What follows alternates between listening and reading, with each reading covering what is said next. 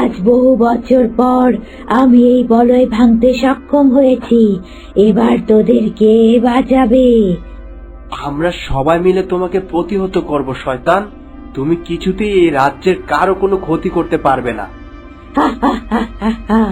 এতটুকু পুচকে এক তুচ্ছ মানুষ, তার গলার এত জোর! আয় তবে যুদ্ধ কর আমার সাথে।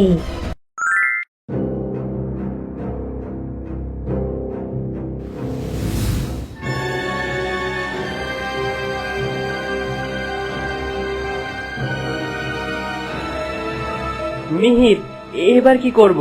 হিড়িম্বা তো বিশাল আকার ধারণ করলো। অস্ত্র ছুঁড়ে মারো অভিরাজ, ও তো এখন আর আমাদের নাগালের মধ্যে নেই।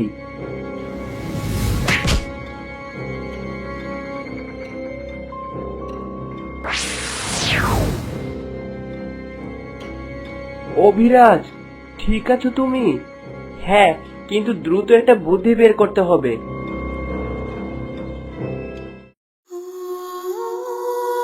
কি ব্যাপার জলরানী, আপনাকে এমন অস্থির দেখাচ্ছে কেন? জানি না দাসী, কিন্তু কেন যেন আমার মনে ঘুরাচ্ছে। মনে হচ্ছে তরুলতার ভয়াবহ কোনো বিপদ ঘটতে চলেছে। কিন্তু সে তো সুখেই আছে জলরানী। এই তো গত দুদিন আগে তারা চম্পকনগরে ঘুরতে গেল রাজকুমারের সাথে। তবুও কেন যেন ভালো লাগছে না। আপনি কি রাক্ষসী হিড়িম্বাকে নিয়ে ভয় পাচ্ছেন? বোধহয় হিড়িম্বার মতো নির্দয় রাক্ষসী পৃথিবীতে আর দুটো নেই। আমি বরং তরুলতাকে একটু দেখেই আসি।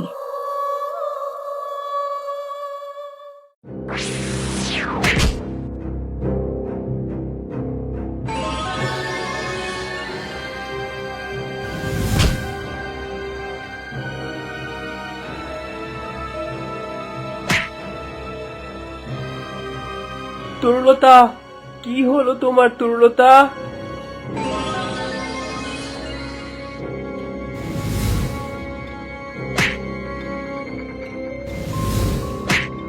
জলরানী, তুমি এসেছো জলরানী, আমার তরুলতাকে বাঁচাও। চিন্তা করো না মিহির, আমি তরুলতার কিচ্ছু হতে দেব না।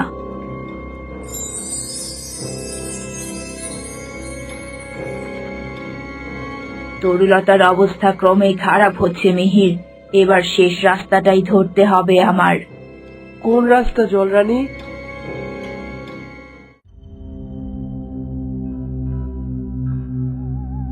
শুনেছেন জলরানী, খুশির সংবাদ। কি খুশির সংবাদ পেঁচা? চম্পকনগরীতে গিয়েছিলাম তোমার শত্রুর অবস্থান জানতে। তার তো প্রাণ যায় যায়। তার মানে? হিড়িম্বা তরুলতাকে আক্রমণ করেছে, তাকে একেবারে ঘায়েল করে দিয়েছে। আজ বোধহয় আর বাঁচবে না। এতদিনেও যে কাজ আমরা করতে পারলাম না, সে কাজ আজ হিড়িম্বা করলো। বাহ, শুনে মন একদম প্রসন্ন হয়ে গেল বাহক। ইস, ওর মৃত্যুটা যদি নিজ চোখে দেখতে পারতাম। কিন্তু তুমি তো দ্বাদশ বর্ষ এই গুহা থেকে বের হতে পারবে না অরণি। হ্যাঁ পেঁচা, সাধনা করব আমি, কঠোর সাধনা। আর তারপর যখন এই গুহা থেকে বের হব, তখন আমি হব সবচেয়ে ভয়াবহ তন্ত্র সাধক। যাও পেঁচা যাও, তরুলতার মৃত্যু সংবাদ নিশ্চিতভাবে এনে দাও আমায়।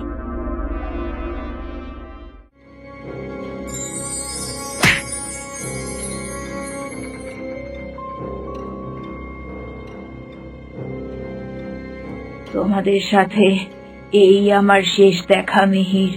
ভালো থেকো তোমরা, আমার তরুলতাকে আগলে রেখো। বিদায়।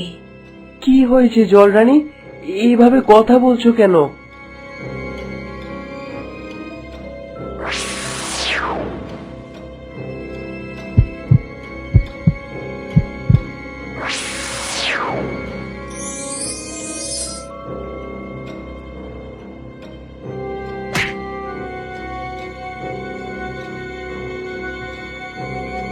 চলো রানী, কি হয়েছে তোমার? এখন কথা বলার সময় নেই তরুলতা, আগে হিড়িম্বাকে শেষ করো। আমার শক্তি এখন তোমার মধ্যে, তারপর সব বলছি।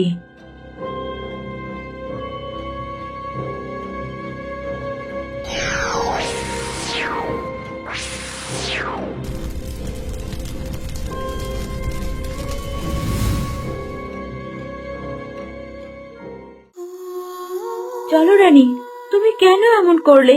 তুমি তো নিজেই হিড়িম্বাকে মারতে পারতে। পারতাম তরুলতা, কিন্তু তোমার যেমন প্রাণ সংশয় দেখা দিয়েছিল, এটা না করলে তোমাকে কোনোভাবেই বাঁচানো যেত না। আর আমি তোমার মাকে কথা দিয়েছিলাম, কখনো যদি এমন পরিস্থিতি আসে তবে নিজের জীবন বাজি রেখে হলেও তোমাকে আমি বাঁচাবো। জলরানী তো তার প্রতিজ্ঞা ভঙ্গ করতে পারে না। এখন তবে সব শক্তি আবার ফিরিয়ে নাও। তোমায় আমি প্রাণ শক্তি দিয়ে দিয়েছি তরুলতা, এই শক্তি আর ফিরিয়ে নেওয়া যায় না। এখন আমার সমস্ত শক্তির অধিকারী তুমি। শুধু একটাই অনুরোধ, আমার রাজ্যটাকে তুমি একটু দেখো। আমি তোমার সব দায়িত্ব পালন করব জলরানী।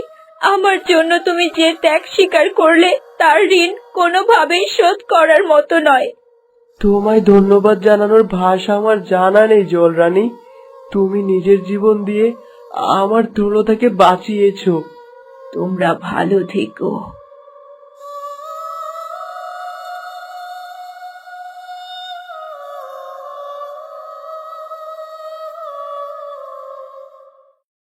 মিহির, তোমরা আমাদের জন্য যা করলে সত্যি এই ঋণ শোধ করার মতো নয়।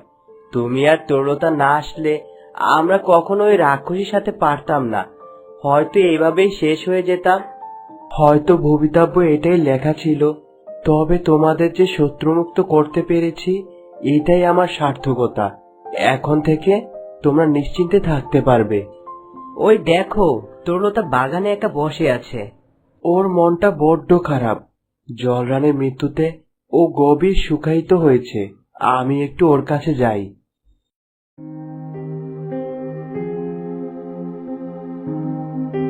এখানে একা বসে কি করছো তরুলতা? মনটা একদম ভালো লাগছে না মিহির, নিজেকে অনেক অপরাধী মনে হচ্ছে।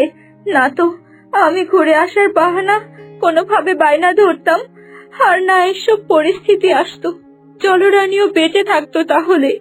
অন্যদিকে ভেবে দেখো তো, আমরা এসেছিলাম বলেই এ রাজ্যের কতগুলো মানুষ ওই অভিশাপ থেকে মুক্তি পেল। আজ থেকে এরা স্বাধীন। এতে কি আনন্দ নেই? তা ঠিক বলেছ, কিন্তু জলরানী। জলরানী তোমার প্রাণ শক্তি দিয়েছে তরুলতা। তার মানে জলরানী তোমার মধ্যেই বেঁচে আছে। সে তোমাকে ছেড়ে যায়নি। অনেকদিন তো হলো, চলো এবার নিজেদের রাজ্যে ফিরে যাই। আমিও তাই ভাবছিলাম। চলো, সকাল থাকতে থাকতেই মহারাজার মহারানীর অনুমতি নিয়ে বেরিয়ে পড়ি। বাবা মিহির, মা তরুলতা, আমাদের এত বড় অভিশাপ থেকে মুক্ত করার জন্য ধন্যবাদ। এভাবে বলবেন না মহারাজ, এ আমাদের রাজধর্ম। এবার তবে আজ্ঞা দিন, আমরা বেরিয়ে পড়ি। বন্ধু মিহির, জীবনের যে কোনো প্রয়োজনে আমায় ডেকো। আমি শেষ বিন্দু পর্যন্ত তোমাকে রক্ষা করার চেষ্টা করব। ধন্যবাদ বন্ধু, এবার তবে আসি। আজ্ঞা দিন মহারাজ, আজ্ঞা দিন মহারানী। ভালো থাকবেন কুমার।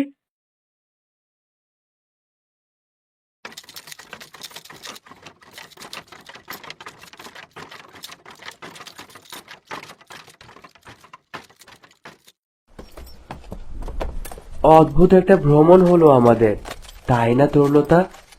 ঠিক বলেছ মিহির, অনেক আনন্দ, ভালোবাসা, প্রশান্তি পেলাম।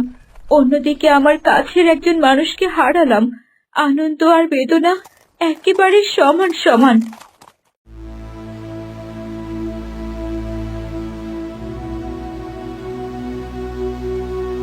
মহারাজ, রানীমা, দয়া করে আমাকে বাঁচান, বাঁচান আমাকে, ওরা আমাকে মেরে ফেলবে। সৈন্য, রথ থামাও।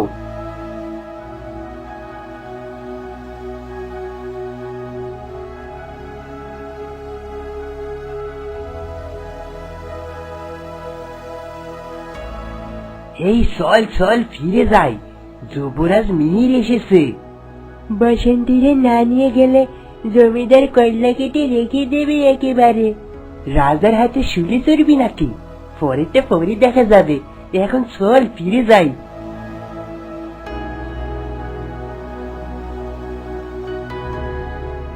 শান্ত হও, কি হয়েছে তোমার? সব খুলে বলো আমাকে।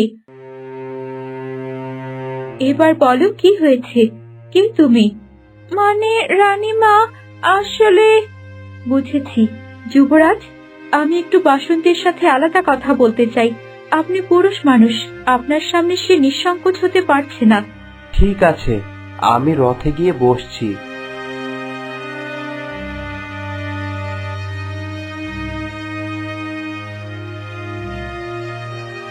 এবার বলো। রানীমা, আমার নাম বাসন্তী। এই সামনেই আমার বাড়ি। আমার বাড়িতে আমার বাবা, মা আর এক ভাই আছে। আমার মা জোর করে গায়ের বৃদ্ধ জমিদারের সাথে আমাকে বিয়ে দিতে চায় টাকার লোভে। তোমার মা? মা, কিন্তু ওর সৎ মা, তাই তো এমন। ওই চরিত্রহীন বুড়োকে আমি বিয়ে করতে চাই না, তাই পালিয়ে এসেছি। জমিদারের লোকে আমায় তাড়া করেছিল, আপনাদের দেখে ওরা পালিয়ে গেছে। এই শীতলগড়ের মতো মহৎ শাসনের রাজ্যে কি অনাচার! আর তোমার বাবা কোনো বাধা দেন না? আমার বাবা অনেক অসুস্থ, ওনার শরীরে তেমন জোর নেই, চাই চাই অবস্থা। তাই মায়ের সুযোগে যা ইচ্ছে তাই করতে চাইছে। সৎ মায়ের চালাচ্ছে কি আমি জানি বাসন্তী। ঠিক আছে, তুমি আমার সাথে প্রাসাদে চলো, তারপর যে কোনো একটা ব্যবস্থা করা যাবে।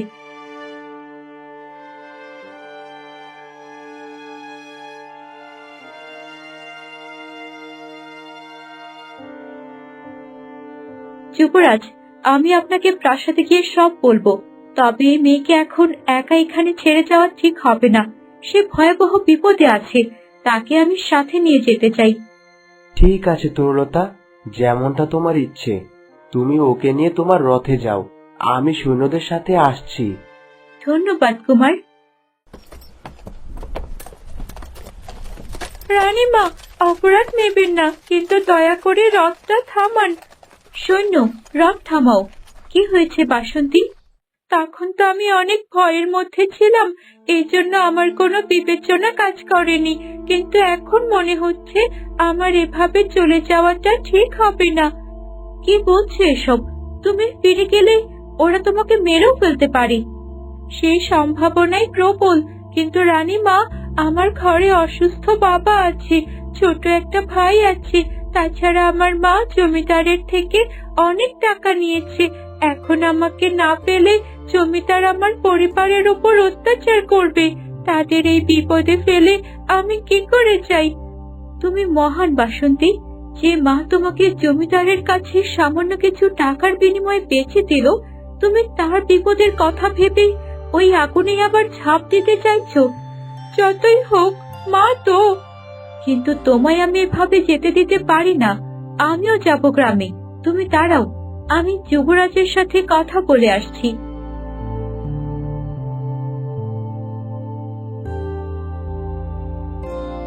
কি হয়েছে তরুলতা, আমাকে বিস্তারিত বলো তো শুনি। মেয়েটার নাম বাসন্তী। ওর সৎ মা ওকে এ গায়ের বৃদ্ধ লম্পট জমিদারের সাথে বিয়ে দিতে চায়, সেজন্য অনেক টাকাও নিয়েছে। সেজন্য মেয়েটা পালাচ্ছিল। তা তুমি তো বললে তাকে প্রাসাদে নিয়ে যাবে, তাহলে সমস্যা কোথায়? ওকে না পেলে ওর পরিবারের উপর অত্যাচার হবে, এই ভেবেও যেতে চাইছে না। তাহলে তো সমস্যা গুরুতর। অবশ্য একদিক দিয়ে ভালোই হয়েছে, ওকে না পেলে এই জমিদার অন্য কোনো মেয়ের দিকে নজর দেবে। কেউ না কেউ তো বিপদে পড়বেই, তাই সমস্যার মূল থেকে সমাধান করতে হবে। চলো তবে গ্রামের ভেতরে যাই। তুমি রথে ওঠো, আমি আসছি।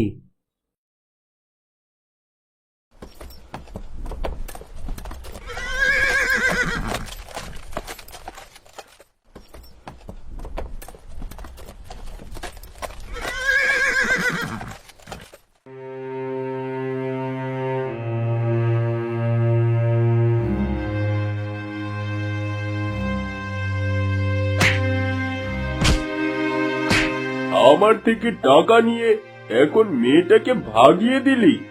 এত বড় স্পর্ধা তোদের! আজ তোদের একদিন কি আমার একদিন। তোর ওই মেয়ে না ফিরলে আমি মেরেই ফেলবো তোকে। ক্ষমা করুন জমিদার মশাই, অসুস্থ স্বামী আমার।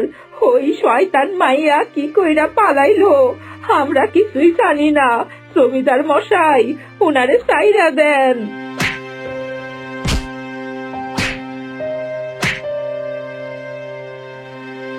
থামো, আমার রাজ্যে এত বড় অন্যায়।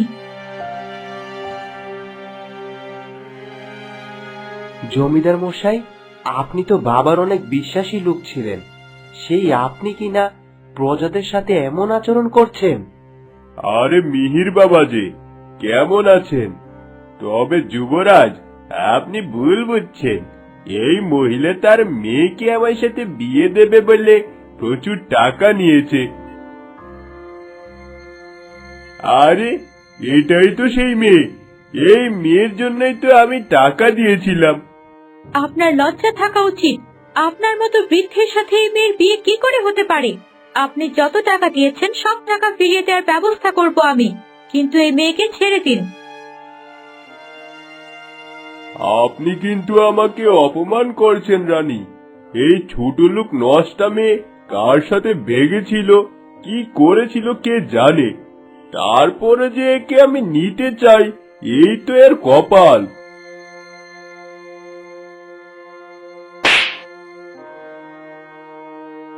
মেয়েদের সাথে কিভাবে কথা বলতে হয় এই শিক্ষাটাও নেই আপনার। ছি!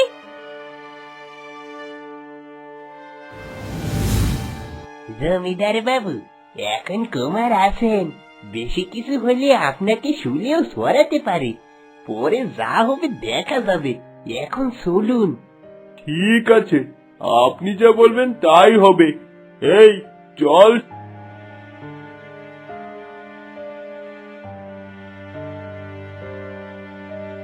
বাবা, ওরা তোমায় খুব মেরেছে না?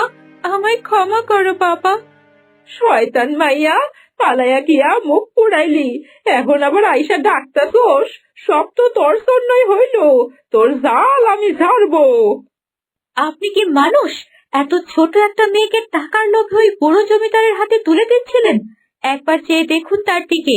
আমি তাকে প্রাসাদে নিয়ে রাখতে চেয়েছিলাম, কিন্তু সে আপনাদের বিপদের কথা ভেবে আবার এখানে ফিরে এসেছে। আর আপনি কি ব্যবহার করছেন? মাগো, তোমরাই তো আমার সব। আমাকে দূরে ঠেলে দিও না। ক্ষমা করবেন রানীমা, অভাবে সংসারে মাথা ঠিক ছিল না। আজ থেকে বাসন্তীরে আমি আমার মাইয়ার মতোই রাখবো। আয় মা, বুকে আয়। রানীমা, আপনার জন্য আমি সব ফিরে পেলাম আজ। আপনাকে ধন্যবাদ। না বাসন্তী, এগুলো তোমার প্রাপ্য। যে কোনো বিপদে আমার কাছে যেও, কেমন? আমি সব সময় আছি তোমার জন্য। আমার বিপদ কেটে গেছে রানীমা। যার উপর আপনার ছায়া আছে তার আর কি বিপদ। আর যদিও বা কখনো পড়েও, আমার সুখ পাখি আপনাকে গিয়ে ঠিক বলে দেবে সব। আমরা তবে আসি, তুমি ভালো থেকো।